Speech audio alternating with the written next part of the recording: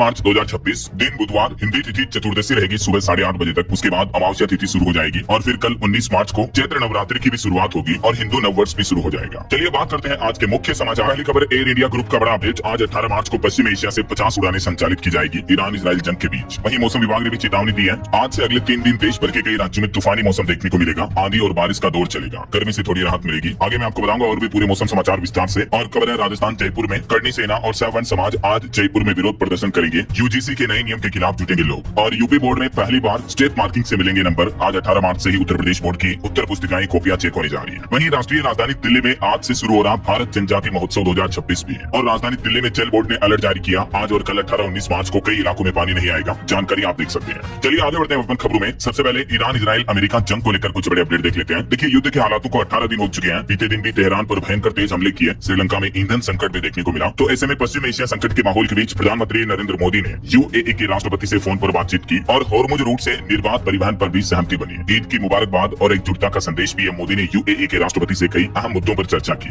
इधर भारत के विदेश मंत्रालय का कहना है कि ईरान से बातचीत चल रही है, भारतीय जहाजों को वापस लाना हमारा लक्ष्य है। हॉर्मुज संकट पर विदेश मंत्रालय के प्रवक्ता रणधीर जायसवाल का यह कहना है। और अमेरिका, इजराइल और ईरान जंग के बीच भारत के लिए एक राहत की खबर ये आई कि एलपीजी लेकर भारत पहुंच चुका है शिवालिक जहाज। 2 जहाज भारत पहुंच चुके हैं, एक में एलपीजी है और दूसरे जहाज में कच्चा तेल भी है। और भारत को एक और बड़ी उपलब्धि मिली, युद्धग्रस्त स्ट्रेट ऑफ हॉर्मुज समुद्री मार्ग को पार करके 46,500 मीट्रिक टन एलपीजी लेकर एक और जहाज नंदा देवी भी भारत पहुंच चुका है। और एलपीजी गैस कनेक्शन बंद होने की खबरों पर सरकार ने सफाई देते हुए कहा कि सभी को ई केवाईसी करवाने की जरूरत नहीं है, केवल वे ही लोग अपनी केवाईसी अपडेट करें जिनका रिकॉर्ड अभी अधूरा है। आजकल हमारे देश में जो एलपीजी संकट चल रहा है, इस बीच केंद्र सरकार ने उन खबरों पर जवाब दिया जिनमें कहा जा रहा था कि अगर ग्राहकों ने ई केवाईसी नहीं करवाई तो उनका गैस कनेक्शन काट दिया जाएगा। तो इसको लेकर पेट्रोलियम मंत्रालय की तरफ से अब ये क्लियरिफिकेशन जारी किया गया। देख सकते हैं आप ये नोटिफिकेशन भी। चलिए अगली बड़ी खबर देखिए। इजराइल ने एक बड़ा दावा किया, कहा कि ईरान के सबसे ताकतवर अफसर लारी जानी मारे गए और बसीज फोर्स कमांडर सुलेमानी की भी मौत हुई। हालांकि ईरान ने अभी तक ऑफिशियली इसकी पुष्टि नहीं की है। वहीं बड़ी खबर आ रही है कि ईरान के साथ जंग में अब अकेले पड़ गए अमेरिकी राष्ट्रपति डोनाल्ड ट्रंप, क्योंकि नाटो देशों के ग्रुप ने कहा कि यह हमारी लड़ाई नहीं है। हॉर्मुज का रास्ता खुलवाने से भी नाटो देशों ने इनकार कर दिया। हालांकि इस इनकार पर ट्रंप खुद बोले कि नाटो देश इस जंग में हमारा साथ नहीं देना चाहते हैं, जबकि हम तो उनकी रक्षा करते हैं, लेकिन वे अब मदद नहीं कर रहे हैं। तो ट्रंप ने कहा कि अब हमें किसी की जरूरत नहीं है। इधर अमेरिका के राष्ट्रपति डोनाल्ड ट्रंप को एक और बड़ा झटका लगा, क्योंकि कई अमेरिकी नेताओं का खुद ये कहना है कि इजराइल के दबाव में ईरान पर अमेरिका ने हमला किया। इस बीच अमेरिकी आतंक विरोधी एजेंसी के प्रमुख ने भी इस्तीफा दे दिया है, क्योंकि वो ट्रंप की रणनीति से खुश नहीं है। और एलपीजी सिलेंडर किल्लत के बीच देखिए बड़ी खबर, उत्तराखंड के ऋषिकेश में एलपीजी गैस की जमाखोरी का भंडाफोड़ सामने आया। प्रशासन की क्यूआरटी टीम ने 135 कमर्शियल सिलेंडर बरामद किए। वहीं दुनिया के एक देश का कहना है कि भारत चाहे तो ये जंग रुकवा सकता है, अमेरिका ईरान का युद्ध। आखिर इस तनावी माहौल के बीच फिनलैंड देश ने भारत पर यह विश्वास जताया और भारत की कूटनीतिक भूमिका निभाने की अपील भी की है। और एक बड़ी दुख भरी खबर देखिए, ईरान इजराइल युद्ध में राजस्थान के एक और युवक की मौत हो गई। धमाके से पहले एक ग्रुप वीडियो कॉल पर घर वालों से बातचीत की थी, उनका शव भी गाँव पहुंच चुका। ओमान में हुए ड्रोन हमले का शिकार हुए थे, ये 22 साल का शख्स है अभी तो। वहीं खबर है खाड़ी देशों में पर्शियन गल्फ में 2000 से ज्यादा भारतीय नाविक भी फंसे हुए हैं। हिमाचल के कैप्टन रमन बोले कि अमेरिका इजराइल की शिप पर ईरान हमले कर रहा है और इससे दहशत में है 20,000 सीमेन, इनमें से करीब 2000 भारतीय नाविक भी हैं। और इधर पाकिस्तान अफगानिस्तान की जंग भी एक बार फिर से तेज हुई। पाकिस्तान ने अफगानिस्तान पर फिर से हमला किया। अचानक बमबारी से दहल उठा काबुल, 400 लोगों की मौत हो गई पाकिस्तान की एयर स्ट्राइक में, जबकि 250 से ज्यादा घायल हो गए। उधर अफगानिस्तान से तालिबान ने आरोप लगाया कि पाकिस्तान ने हमारे नशा मुक्ति सेंटर पर बम गिराए हैं। तो ये दुनिया भर में जंग के हालात चल रहे हैं। और चलिए आगे बढ़ते हैं अपन खबरों में। देखिए अगली खबर, सोना चांदी के भाव पर अपडेट आ रहा। चांदी 4,000 रुपए बढ़कर अभी 2,52,000 रुपए प्रति किलो पहुंच चुकी है, जबकि सोने में मामूली 46 रुपए की बढ़ोतरी देखने को मिली। और अभी सोने का भाव 1,56,000 रुपए प्रति 10 ग्राम चल रहा है। और भी अलग अलग कैरेट के हिसाब से गोल्ड का प्राइस आप देख सकते हैं। चलिए अगला अपडेट देखिए। तो में बनेंगे 160 किलोमीटर लंबे 51 रोपवे। केदारनाथ हेमकुंड साहिब की यात्रा अब आसान होगी। 4 बड़े प्रोजेक्ट्स पर इसी साल 2026 में काम शुरू होगा। ये मानचित्र में आप देख सकते हैं किस जिले में कितने रोपवे बनाए जाएंगे। उत्तराखंड में सरकार का ये प्लान है। चलिए खबर देखिए, हिमाचल प्रदेश में कैबिनेट रैंक अब खत्म हुई। नेताओं की सैलरी में 20% तक की कटौती की गई। कई सुविधाएं भी रोक दी गई है। मुख्यमंत्री ने वीआईपी कल्चर पर वार करते हुए कैबिनेट बैठक में कई बड़े फैसले लिए हैं। और खबर है, देश के महान संत प्रेमानंद महाराज से मिलने आ रही है देश की राष्ट्रपति द्रौपदी मुर्मू।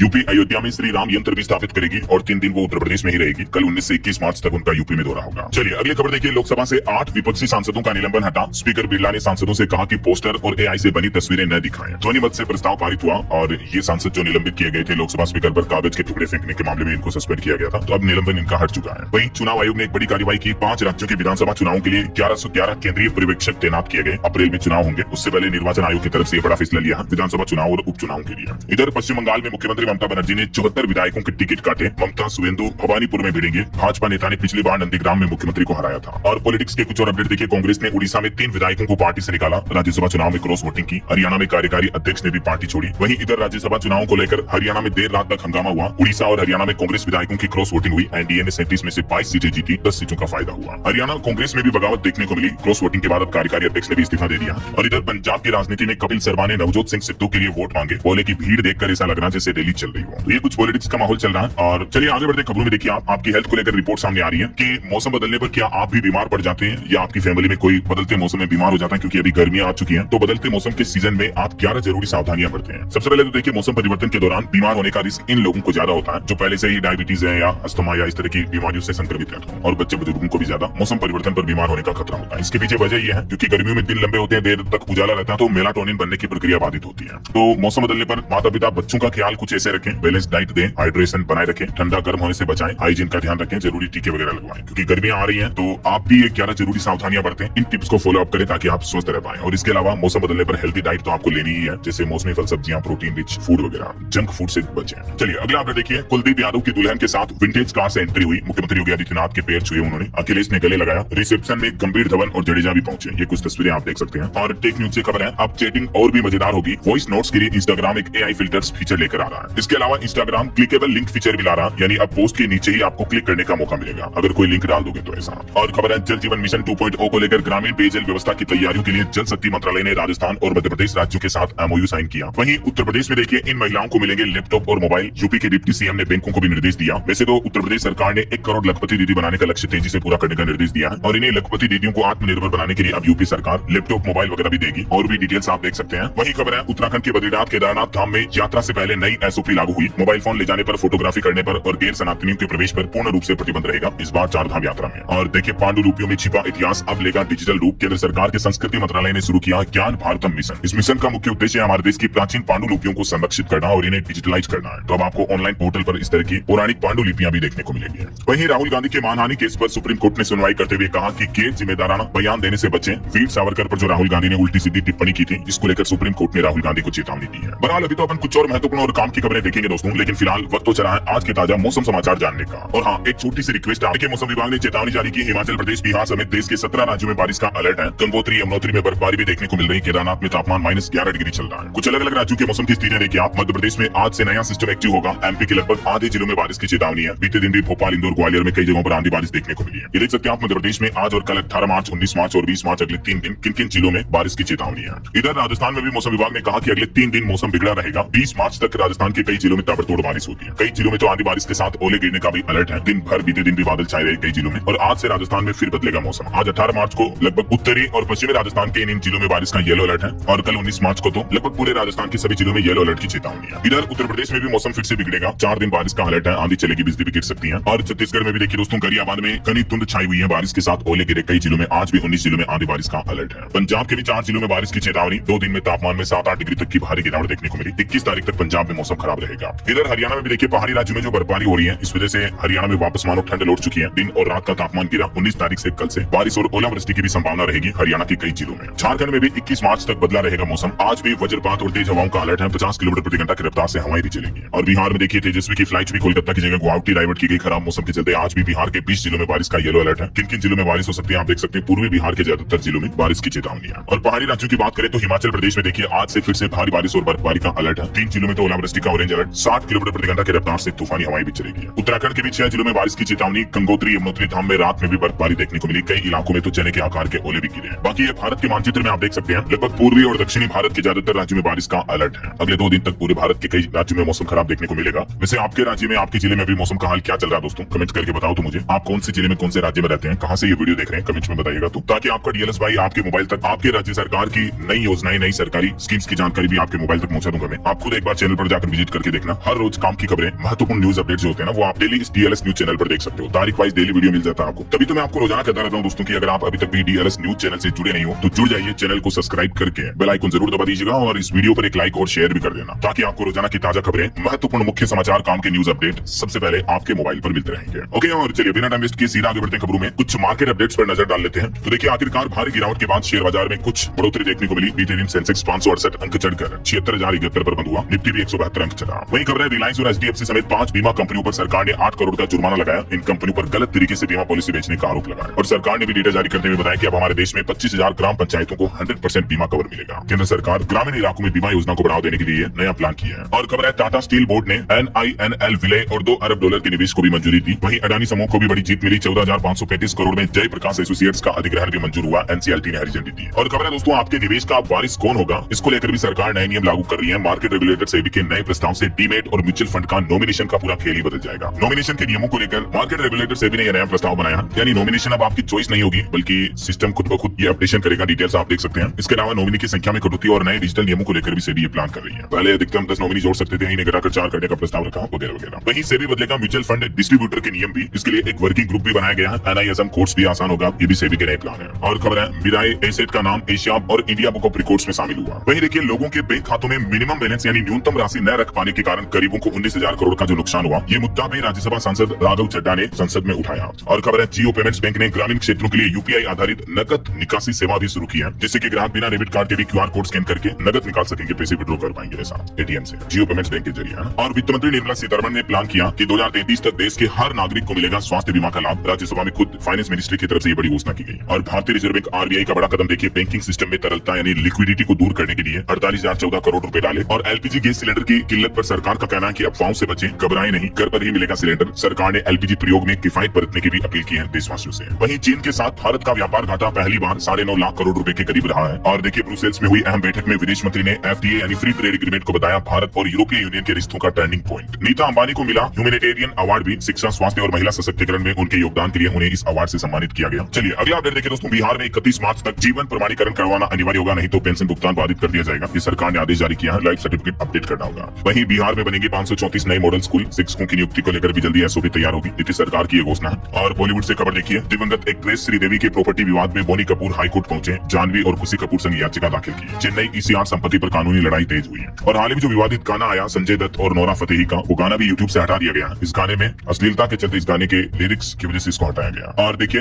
एप्पल कंपनी के 50 साल पूरे हो चुके हैं। डिजिटल मीडिया से लेकर पर्सनल फोटोग्राफी तक आखिर आईफोन ने स्मार्टफोन और तकनीक के क्षेत्र में पूरी दुनिया बदल दी है। वहीं खबर है, पेटीएम लाया बिल्ट इन कैलकुलेटर फीचर, यानी अब पेटीएम से पेमेंट करते दौरान ऑन स्क्रीन पर ही आप सारा गुणा गणित जोड़ बाकी कर पाएंगे। ये नया फीचर आपको मिलेगा। और ऑटो इंडस्ट्री से खबर देखिए, टाटा सिएरा ने फिर मनवाया अपना लोहा। भारत एंड के क्रैश टेस्ट में मिली 5 स्टार सेफ्टी रेटिंग। वहीं देखिए, मुंबई लोकल यात्रियों के लिए अच्छी खबर है। पश्चिम रेलवे ने 16 ट्रेनों में डिब्बे बढ़ाए। अब 12 की जगह होंगे 15 कोच। 19 मार्च से कल से ही आरामदायक सफर करने का मौका मिलेगा। और देखिए, केंद्रीय मंत्री अश्विनी वैष्णव का कहना कि पिछले 10 सालों में रेलवे की तस्वीर बदली, हादसों में 90% तक की कमी आई। महाराष्ट्र की राजनीति में भी सियासी हलचल बढ़ी। एकनाथ शिंदे ने प्रधानमंत्री नरेंद्र मोदी से भी मुलाकात की। और लद्दाख में फिर से आंदोलन पर सोनम वांगचुक बोले कि ये लड़ाई पूरे लद्दाख की है, मेरी रिहाई मायने नहीं रखती। केरल विधानसभा चुनाव को लेकर कांग्रेस ने भी 55 उम्मीदवारों की पहली लिस्ट जारी की। वहीं एलपीजी गैस संकट पर सरकार ने एक और बड़ा कदम उठाया। जल्द ही अब हर घर पहुंचेगी पीएनजी। सरकार ने एलपीजी दबाव कम करने के लिए पीएनजी पाइपलाइन गैस को बढ़ावा देने का फैसला किया और सभी राज्य सरकारों को भी निर्देश दिया कि नई पाइपलाइन एप्लीकेशन को 24 घंटे में मंजूरी दी जाए और जो लंबित मामले हैं उनको भी जल्द से जल्द निपटाया जाए ऐसा। और खबर देखिए, अगर आपका भी पंजाब नेशनल बैंक में खाता है तो अलर्ट हो जाए, बैंक बंद करने जा रहा कई तरह के अकाउंट्स। बैंक ने सूचना जारी करके बताया कि 16 अप्रैल से इन ऑपरेटिव अकाउंट बंद हो जाएंगे। यानी 2 साल से अगर आपने बैंक खातों में लेनदेन नहीं किया तो उन अकाउंट को इन ऑपरेटिव अकाउंट्स कहा जाता है। और ऐसे खातों को फिर से चालू करने के लिए आपको फिर केवाईसी वगैरह वापस करवानी पड़ेगी। तो इससे अच्छा थोड़ा बहुत ट्रांजेक्शन कर लें। वहीं खबर है, व्हाट्सएप चैट के आधार पर मिला 22.5 करोड़ का टैक्स नोटिस। अब कोर्ट ने एक बड़ा फैसला सुनाया। Income tax appeal tribunal Delhi ने एक अहम फैसले में व्हाट्सएप चैट के आधार पर लगाए गए 22.5 करोड़ रुपए के टैक्स एडिशन को खारिज कर दिया है। ये देख सकते हैं आप पूरा मामला क्या था और आखिरकार इस केस पर फिर कोर्ट ने क्या फैसला सुनाया। वहीं देखिए, सरकार का बड़ा फैसला, गेहूं और धान खरीद पर आड़तियों और समितियों का कमीशन बढ़ा दिया। अब बढ़े हुए कमीशन की नई दरें क्या होगी, जिसकी जानकारी भी आप इस टेबल में देख सकते हैं। इससे आड़तियों बिचौलियों को भी फायदा मिलेगा। और देखिए, पश्चिमी उत्तर प्रदेश में आंधी बारिश से 4 लोगों की मौत हो गई। किसानों की फसलों को भी भारी नुकसान हुआ। 100 गाँव की बिजली भी गुल हो गई। मेरठ और आसपास के जिलों में बारिश की तबाही देखने को मिली। और खबर है, बीएचयू बनारस हिंदू यूनिवर्सिटी में अब 4 वर्षीय बीए बीएड कोर्स शुरू हुआ। 12वीं के बाद सीधे बनेंगे शिक्षक, 1 साल बचेगा स्टूडेंट्स का। और इलाहाबाद हाईकोर्ट का बड़ा फैसला देखिए, शादी का झूठा वादा कर लंबे समय तक शारीरिक संबंध बनाना दुष्कर्म नहीं माना जाएगा। मुख्यमंत्री योगी आदित्यनाथ ने बीते दिन मिर्जापुर का दौरा किया और 31 मई तक विंध्यावासिनी विश्वविद्यालय का कार्य पूरा करने का आदेश भी दिया।